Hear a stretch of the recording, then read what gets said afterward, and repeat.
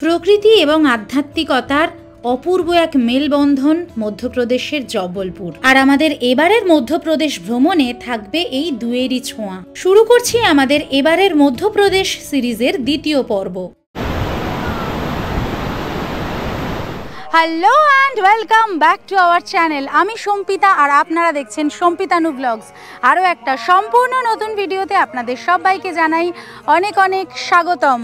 গত 5ই October Howrah station থেকে Shaktipunj express ধরে আমরা চলে এসেছিলাম মধ্যপ্রদেশের পূর্ব দিকের এই শহর জব্বলপুরে। জব্বলপুর স্টেশন থেকে প্রায় 1.5 কিলোমিটার দূরে হোটেল সমীর প্যালেসে চেক ইন করবার পর ফ্রেশ হয়ে আমরা চলে গিয়েছিলাম নর্মদা আরতি দেখতে। আর সেই অপূর্ব অভিজ্ঞতাকে ভাগ করে নিয়েছিলাম আপনাদের সকলের সঙ্গে। Good morning from Jabalpur. আজকে 7ই অক্টোবর 2025, এখন সময় ঠিক সকাল 9:18। আমরা বেরিয়ে পড়লাম আজকে জব্বলপুর সাইট সিংয়ের জন্য। আর সাইট সিংয়ের জন্য আমরা এই 4 হুইলারটা বেছে নিয়েছি। এটাতে করেই আজকে জব্বলপুরের বিভিন্ন জায়গাগুলো ঘুরে দেখব।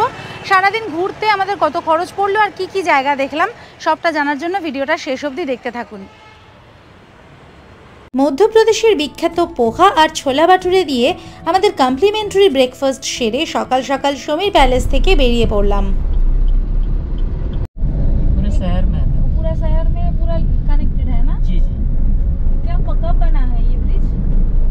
अभी इसी साल शुरू हुआ है, अभी कुछ महीने हुए। ओह अच्छा, एकदम लेटेस्ट है। আজকে আমাদের প্রথম স্পটে এখন আমরা চলে এসেছি। আমাদের হোটেল থেকে মাত্র 5 কিলোমিটার দূরেই রয়েছে ব্যালেন্সিং রক, যেটা এই জব্বলপুরের একটা বিষয় বলা যেতে পারে। অনেক দিন থেকে এইখানে একটা বড় পাথর ভৌগোলিক ক্ষয়কার্যের ফলে ক্ষয়ে গিয়ে তার শেপটা এই রকম হয়ে গেছে, ঠিক যেন মনে হয় একটি পাথরের উপর আরেকটি পাথর একেবারে ব্যালেন্স করে দাঁড়িয়ে রয়েছে। এবং 1974-এর ভয়াবহ ভূমিকম্প, রিক্টার স্কেলে যার মাত্রা ছিল 6.5, সেই অতটা ভূমিকম্পের পরেও 3600 টনের এই পাথরের কিন্তু সামান্যতম স্থানচ্যুতি ঘটেনি। সেই কারণেই এটি হলো এই জব্বলপুরের একটা দারুণ বিস্ময়। এবং এই পাথর বা ব্যালেন্সিং রকটা কিন্তু একটা রক গার্ডেনের মধ্যেই রয়েছে বলা যেতে পারে। চারপাশে এরকম অনেক বড় বড় পাথর রয়েছে, তার মধ্যে এইটা একটা বিস্ময়কর ব্যাপার। ব্যালেন্সিং রক থেকে এখন আমরা চলে এসেছি সারদা মাতা মন্দিরে। ব্যালেন্সিং রক যেখানে, তার থেকে কয়েক পা এগিয়ে আসলেই, মানে ওই 1-150 মিটার মতো হেঁটে আসলেই এইখানে সারদা মাতা মন্দির রয়েছে। এখানে আরও কয়েকটি মন্দির রয়েছে। তো একটা জায়গাতেই কিন্তু আপনাদের প্রায় 3-4টে স্পট হয়ে যাবে। এখানে সিঁড়ি করে দেওয়া রয়েছে, সিঁড়ি দিয়ে এবার মন্দিরের দিকে যাচ্ছি।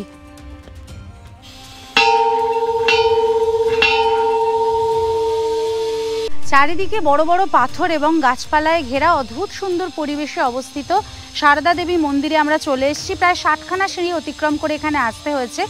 1550 খ্রিস্টাব্দে কালচুরি ডাইনাস্টির রানী দুর্গাবতী এই মন্দিরটি প্রতিষ্ঠা করেছিলেন। 550 বছরের পুরনো এই মন্দিরে দেবী সারদাকে প্রত্যহ পূজা করা হয়।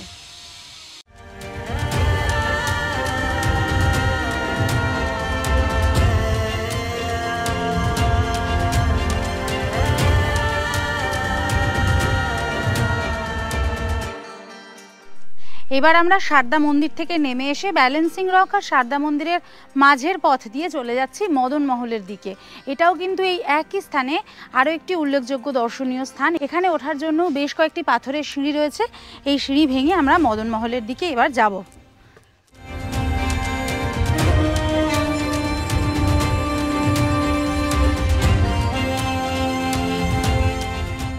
ব্যালেন্সিং রক এবং সারদা টেম্পল থেকে যে শিবের ডমরু দেখা যায়, সেই ডমরুর কাছে চলে এসেছি। অর্থাৎ মদন মহলের দিকে উঠতে অর্ধেক রাস্তা উঠে ডান দিকে এই যে সরু রাস্তাটা রয়েছে পাথরের মধ্যে থেকে, এখান থেকে গেলেই রয়েছে গুহা এবং শিবের মন্দির। এই মন্দির দর্শন করে তবেই আমরা মদন মহলের দিকে যাব।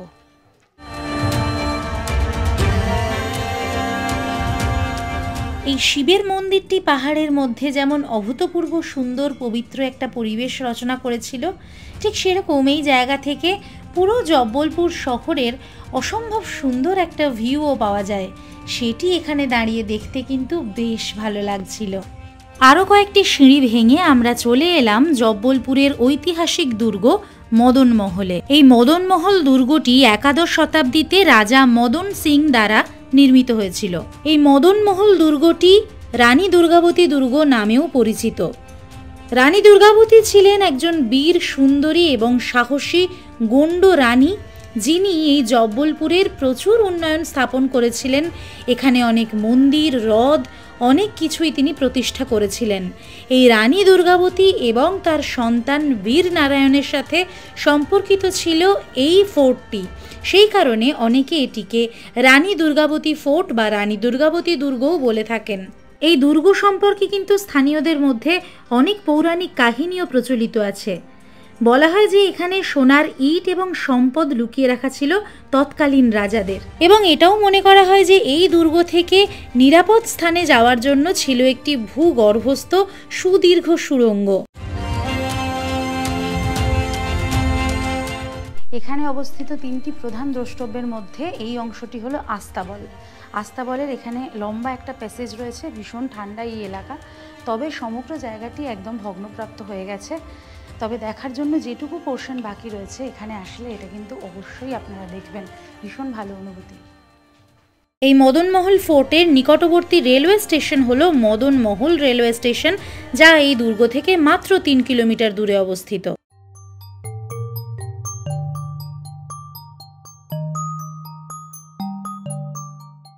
জব্বলপুর স্টেশন থেকে 10 কিলোমিটার এবং মদনমহল রেলওয়ে স্টেশন থেকে 3 কিলোমিটার দূরে এখন আমরা চলে এসেছি এই জব্বলপুরের আরও একটি দর্শনীয় স্থান পিসান হারি কি মাদিয়াতে।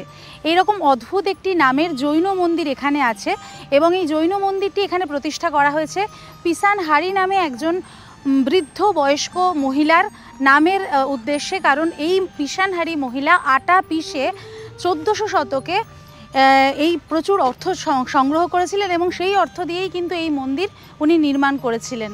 সেই জন্যই এই মন্দিরের নাম দেওয়া হয়েছে পিসান হারি কি মাদিয়া। 13টি ছোট ছোট মন্দির দিয়ে গঠিত এই জৈন মন্দিরটি। অনবদ্য সুন্দর এই মন্দিরটিতে রয়েছে 152টি তীর্থঙ্করের মার্বেল মূর্তি। এরকম নিখুঁত এবং আশ্চর্য শিল্পকর্মের জন্যই মূলত এই মন্দিরটি বিখ্যাত। জৈন মন্দির আমি এর আগে অনেক দেখেছি, কিন্তু এত অপূর্ব সুন্দর একটি জৈন মন্দির এই প্রথমবার দর্শন করলাম। 1442 খ্রিস্টাব্দে নির্মিত হওয়া এই মন্দিরটি এসেছিল পিসান হারি শব্দ থেকে, যার অর্থ একজন মহিলা যিনি হাতের কল ব্যবহার করে আটা পিষেছিলেন। 18 একর বিস্তৃত এই মন্দির কমপ্লেক্সটি জুড়ে রয়েছে একটি গুরুকুল, একটি মেয়েদের ছাত্রাবাস, একটি ধর্মশালা এবং একটি ভোজনালয়। কাছাকাছির সাইট সিনগুলো সেরে এবার আমরা জব্বলপুর থেকে প্রায় 20 কিলোমিটার দূরে ভেদাঘাটের উদ্দেশ্যে রওনা দিলাম। অ্যাকচুয়ালি এই সাইট সিনটা আপনারা অটোতেও করতে পারেন, সেক্ষেত্রে খরচ হয়তো কিছুটা কম পড়বে, তবে আমার পরামর্শ থাকবে আপনারা এই 4 হুইলারেই সাইট সিন করুন। জব্বলপুর শহর থেকে প্রায় 20-21 কিলোমিটার দূরে ভেদাঘাট এরিয়াতে আমরা ঢুকছি। এখানে প্রবেশের সময় 60 টাকা এন্ট্রি ফি দিতে হলো, মানে এন্ট্রি ফি না, এটা পার্কিং ফি, গাড়ি নিয়ে যেহেতু আমরা ঢুকছি। আর দূরে বাঁদিকে দেখা যাচ্ছে জলপ্রপাত নর্মদা নদী। অপূর্ব সুন্দর এই জায়গাটা। এখানে চারিদিকেই রয়েছে এরকম মার্বেল ক্লিফ আর তার মধ্যে দিয়ে বয়ে চলা নর্মদা নদী।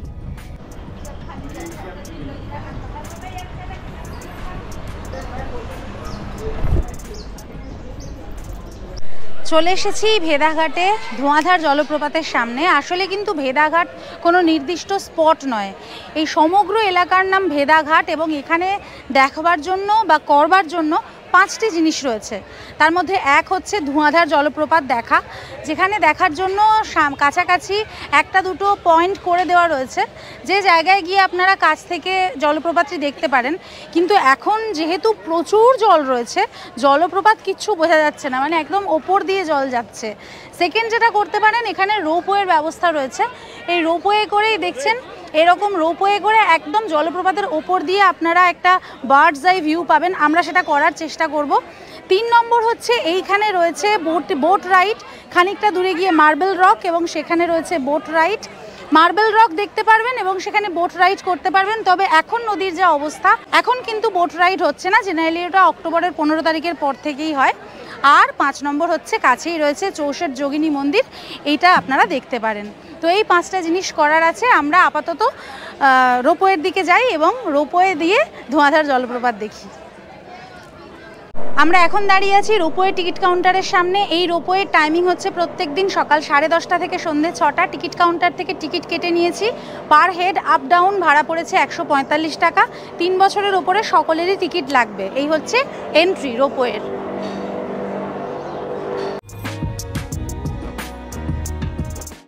উঠে পড়েছি রোপওয়েতে। মোটামুটি 4 জন বসার জায়গা রয়েছে। বন্ধ করে দিল, যেহেতু খুব একটা লোকজন নেই, ফাঁকা ফাঁকাই আছে, আমাদেরকে নিয়েই ছেড়ে দেবে মনে হচ্ছে। ওয়াকি টকিতে এখান থেকে বলে দিলেন। এবার আমরা যাচ্ছি, ভিউটা দেখবো, প্রচন্ড এক্সাইটেড। Wow wow. কিছুক্ষণ আগে আমরা এই জায়গাতে ছিলাম, এখান থেকেই আপনাদেরকে বলছিলাম রোপওয়ে যাওয়ার কথা। আর এখন রোপওয়ে থেকে ওই জায়গায় দেখছি ওখানে প্রচুর মানুষজন রয়েছে। আর আমার ডান দিকে হচ্ছে পুরো পিছনে মার্বেল রক দেখা যাচ্ছে। আর এই যে নর্মদা নদী আর ধোঁয়াধার জলপ্রপাত, মানে জলপ্রপাত তো বোঝা যাচ্ছে না, জলের তোড়টা শুধু দেখতে হবে। ওইটা হচ্ছে একটা ভিউ পয়েন্ট, যে ভিউ পয়েন্টের কথা বলছিলাম। এইদিকে একটা ভিউ পয়েন্ট রয়েছে, এখানে কিছু মানুষজন রয়েছেন। আচ্ছা, এই যে রাস্তাটা দেখতে পাচ্ছেন, এই রাস্তাটা কিন্তু যাচ্ছে মেইন যে ধোঁয়াধার জলপ্রপাতের ভিউ পয়েন্ট ওই দিকে। এবার আমি রোপওয়ে থেকে দেখতে পাচ্ছি, এর আগে বুঝতে পারিনি, মেইন যে ভিউ পয়েন্ট সেই ভিউ পয়েন্টটাই ভেসে গেছে পুরো। দেখুন অবস্থা, পুরো ভিউ পয়েন্ট জলের নিচে। এইদিকে প্রচুর মানুষ দাঁড়িয়ে আছেন। এখানে পুরো এলাকাটাই হচ্ছে ভেদাঘাট। আর এই ধোঁয়াধার জলপ্রপাতটা হচ্ছে তার একটা অন্যতম অংশ। এই ভেদাঘাটে কিন্তু প্রচুর সিনেমার শুটিং হয়েছে, মানে সেই 1974 সালের ববি থেকে আর 2023-এর ডানকি পর্যন্ত। আর এই হচ্ছে নর্মদা নদী।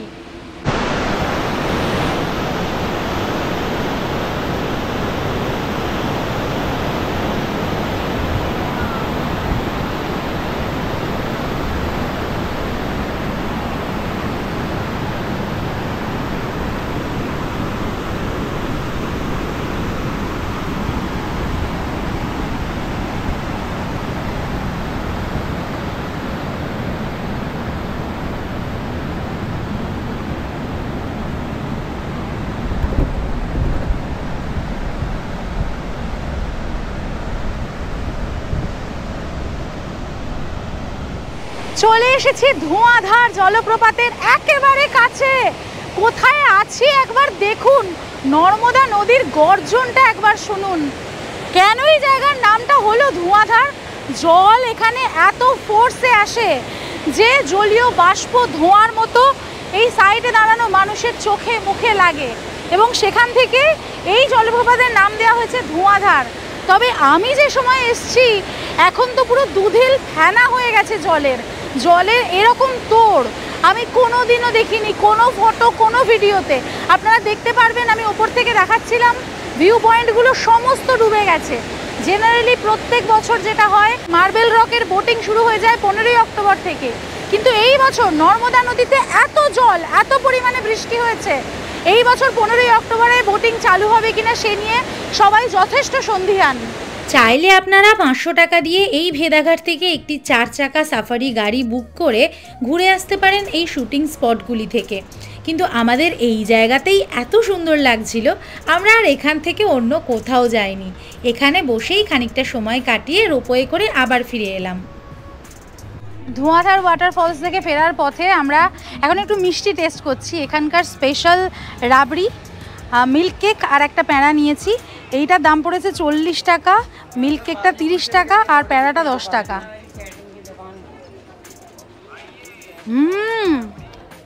রাবড়িটা তো অসাধারণ। বাহ। ধোঁয়াধার ওয়াটারফলস থেকে ফিরে পার্কিংয়ে আমাদের যে বুকড গাড়ি রাখার ছিল, সেই গাড়িতে করে প্রায় 1 কিলোমিটার রাস্তা ধরে আমরা এবার চলে এসেছি 64 যোগিনী মন্দিরের একেবারে পাদদেশে। এখানে সিঁড়ি রয়েছে, এই সিঁড়ি ভেঙে পাহাড়ের মাথায় গিয়ে আমরা প্রধান যে মন্দির সেই মন্দির দর্শন করতে যাব। প্রায় 100টার বেশি সিঁড়ি অতিক্রম করে এখন আমরা চলে এসেছি 64 যোগিনী মন্দির বা গোলকি মঠে। এই জায়গাটা গোলকি মঠ বা যোগিনী মন্দির বলা হয় কারণ এর অদ্ভুত যে গঠনশৈলী, বৃত্তাকার 130 ফুট গোলাকার একটা অংশের মধ্যে মন্দিরটি রয়েছে। 11 শতকের গোড়ার দিকে কালাচুরি রাজবংশের রাজা, ত্রিপুরার রাজা তৃতীয় যুবরাজ এই যোগিনী মন্দিরটি নির্মাণ করেছিলেন একদম পাহাড়ের চূড়ায়।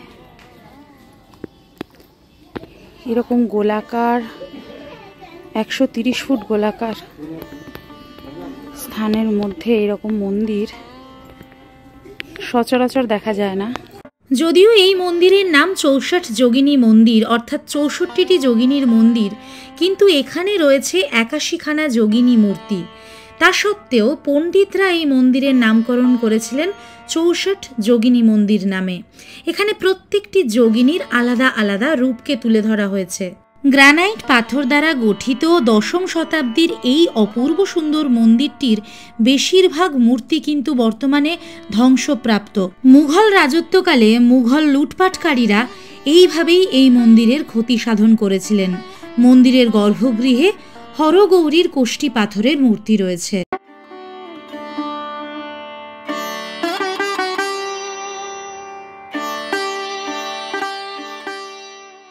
যোগিনী মন্দির থেকে বেরিয়ে কয়েক মিটার আগেই রয়েছে পাঞ্চমাথা মন্দির। 5টি রত্ন বিশিষ্ট এই মন্দিরটিতে শিবের আরাধনা করা হয়। হাতে সময় থাকলে আপনারা এই মন্দিরটিও দর্শন করে নিতে পারেন। এবার আমরা চলে এসেছি মার্বেল রকের যে জায়গায় নৌকা বিহার হয় সেই জায়গায়। যদিও নৌকা বিহার এখন বন্ধ আছে যেটা বললাম, তবু এই জায়গাটা তো দেখে যেতেই হবে, কারণ এটাই ভেড়াঘাট আসলে অবশ্য দর্শনীয় একটি স্থান। দাঁড়িয়ে আছি সেই অসাধারণ সুন্দর মার্বেল রকের সামনে। বোটিং না করতে পারলেও এই জায়গাটা এতটাই ফ্যাসিনেটিং, এবং এখানে এই মার্বেল পাথরের মধ্যে দিয়ে যদি পূর্ণিমার রাতে আপনারা বোটিং করেন সেটা সারা জীবনের একটা অনবদ্য সম্পদ হয়ে থাকবে। গতকাল ছিল শারদ পূর্ণিমা। শারদ পূর্ণিমাতে এই ভেদাঘাটের বোটিং কিন্তু বিখ্যাত, যদিও এবছর নদীর জল বাড়ার জন্য সেটা সম্ভব হয়নি। আর এই ভেদাঘাটে মানে এই মার্বেল ক্লিফসগুলোতে এর মধ্যে দিয়ে দিয়ে নৌকা বিহার করার যে অনবদ্য অভিজ্ঞতা আপনার হবে সেটা কিন্তু এখানে এসে এখানে না দাঁড়ালে আপনি বুঝতে পারবেন না। এবং এই ভেদাঘাট চত্বরে, যেটা আমি কিছুক্ষণ আগে বলছিলাম, বহু সিনেমার শুটিং হয়েছে। মানে একদম পারফেক্ট মুভি স্পট বলতে যেটা বোঝায় সেটাই। তবে আমার কিন্তু এই মধ্যপ্রদেশের ভেদাঘাটের প্রতি আকর্ষণ জন্মায় এই 2023 সালে ডানকি সিনেমা দেখার পর, যখন আমি জানতে পারি যে ওই সিনেমার সিনগুলো এই মধ্যপ্রদেশে শ্যুট হয়েছে এবং আমাদের ভেদাঘাটের এই মার্বেল রকসে শ্যুট হয়েছে। এত ফ্যাসিনেটিং লেগেছিল, আমি তবে থেকেই ভেবেছিলাম যে আমি একবার গিয়ে এখানে বোটিংটা করব, কিন্তু ভীষণ আফসোস হচ্ছে এবারে সেটা হলো না। তাই বোটিং করার জন্য পরে আবার আসব। জায়গাটি অসম্ভব সুন্দর লাগছে। এখন প্রচুর মানুষ রয়েছেন এখানে, স্নান টান করছেন অনেকে। এই ভেদাঘাট চত্বরে কিন্তু নানা ধরনের মার্বেলের মূর্তি, মার্বেলের শিবলিঙ্গ, নন্দী ভগবানের মূর্তি, এইসবের প্রচুর দোকান রয়েছে। চাইলে আপনারা এখান থেকে কিন্তু দারুণ সুন্দর সুন্দর শিবলিঙ্গ এবং নন্দী ভগবানের মূর্তি কিনতে পারেন। আমিও আমার বাড়ির জন্য এইখান থেকে শিবলিঙ্গ কিনে এনেছিলাম। এইখানের পাথরের কারুকার্য এবং তাদের বৈচিত্র্যময়তা আমাকে সত্যিই মুগ্ধ করেছিল।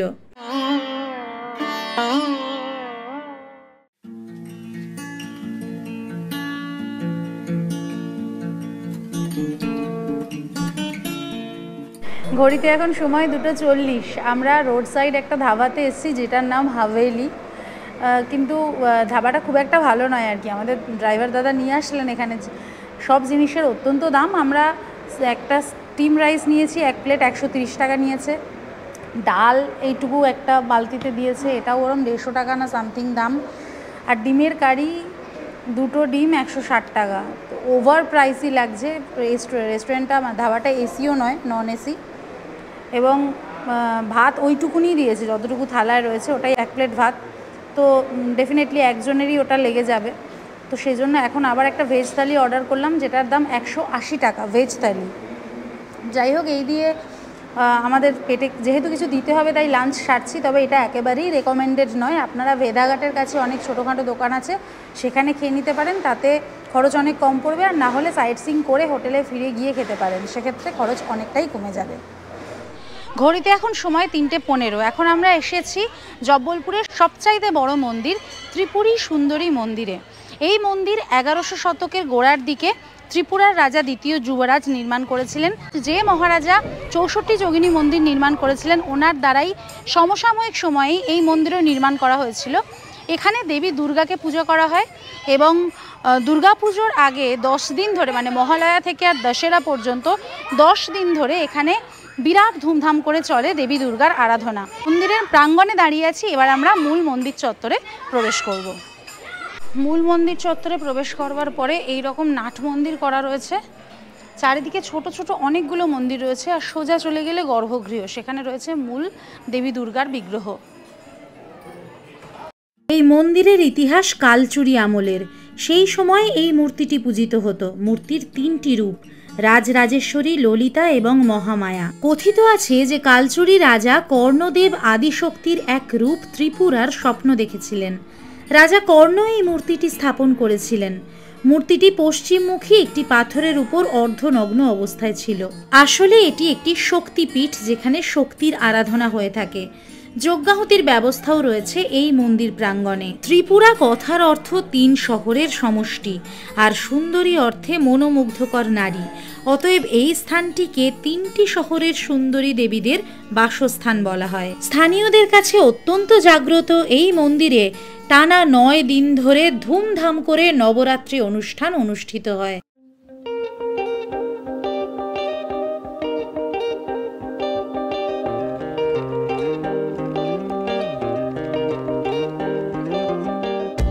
এখন ঘড়িতে সময় ঠিক 4:20, আর আমরা চলে এসেছি জব্বলপুর শহরের মধ্যেই অবস্থিত দারুণ সুন্দর একটা পার্ক, কাচনার সিটি পার্কে।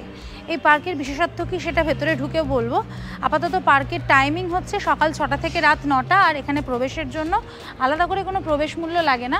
4 হুইলার পার্কিংয়ের জন্য 20 টাকা লাগে। আমি যেটা বলছিলাম যে এই পার্কটির একটি বিশেষত্ব আছে, এটা কিন্তু অন্যান্য পার্কের থেকে একটু আলাদা। সেটা হচ্ছে এটা অ্যাকচুয়ালি পার্ক নয়, এটাকে একটা মন্দির সম বা একটা ধর্মস্থান সম করে তোলা হয়েছে। সেজন্য এখানে প্রবেশের আগে জুতো খুলে রাখতে হলো। জুতো খুলে তারপরে আমরা কিন্তু মূল যে প্রাঙ্গণ সেখানে প্রবেশ করলাম। এবং এই জায়গার বিশেষত্ব হচ্ছে ভারতবর্ষের সর্বোচ্চ যে শিব মূর্তিগুলো রয়েছে তার মধ্যে অন্যতম একটি প্রতিষ্ঠা করা হয়েছে এইটার মধ্যে। 76 ফুট উঁচু এই শিব মূর্তিটি এখানে তৈরি করা শুরু হয়েছিল 2001 সালে, এবং 2006 সাল থেকে এই স্থানটি পর্যটকদের জন্য খুলে দেওয়া হয়েছে।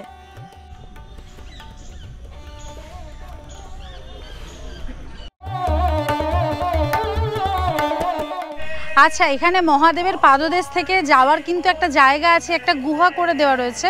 এই গুহার মধ্যে ছোট ছোট 12টা জ্যোতির্লিঙ্গের মন্দির তৈরি করা হয়েছে, সেটা দর্শন করতে যাচ্ছি এবার।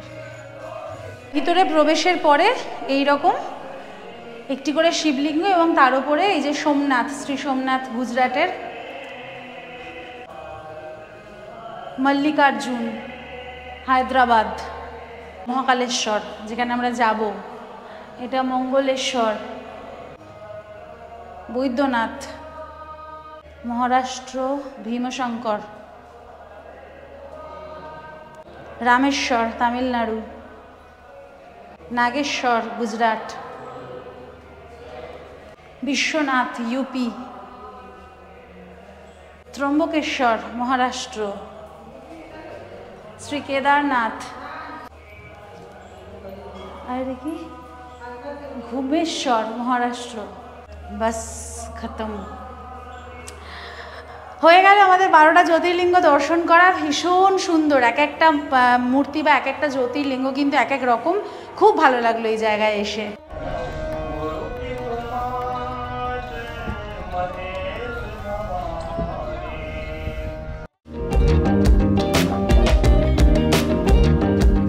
ঘড়িতে সময় ঠিক 5:30। আমরা সারাদিন ঘোরাঘুরি সেরে চলে এসেছি আবার আমাদের হোটেল সমীর প্যালেসের সামনে। আর সারাদিন আজকে আমরা যার সাথে ঘুরলাম তিনি হচ্ছেন এই কমল ভাইয়া। খুব ভালো মানুষ, খুব সুন্দর করে আমাদেরকে ঘুরিয়েছেন। ওনার কন্ট্যাক্ট নাম্বার দেওয়া রইল। আর আমাদের আজকে সারাদিন ঘোরবার জন্য খরচ পড়লো 2000 টাকা। থ্যাংক ইউ ভাইয়া। কেমন লাগলো আপনাদের আজকের এই পর্ব? প্লিজ কমেন্টের মাধ্যমে আমাদেরকে জানান। ভালো লাগলে ভিডিওটাতে একটা লাইক করে দেবেন এবং অবশ্যই বন্ধু বান্ধব পরিবার পরিজনের সাথে শেয়ার করে নেবেন। যদি আমাদের পরিবারের পাশে থাকতে চান তাহলে সাবস্ক্রাইব করে বেল আইকনটা ক্লিক করে দেবেন, কারণ খুব কষ্ট করে আমরা এই ভিডিওগুলো করি এবং প্রত্যেক শনিবার ঠিক বিকেল 4:30 এই চ্যানেলে নতুন একটি করে ভিডিও আসে। সাথে থাকবেন, পাশে থাকবেন, আশীর্বাদ করবেন। দেখা হচ্ছে পরবর্তী পর্বের ভিডিওতে খুব তাড়াতাড়ি। ততক্ষণ বাই বাই।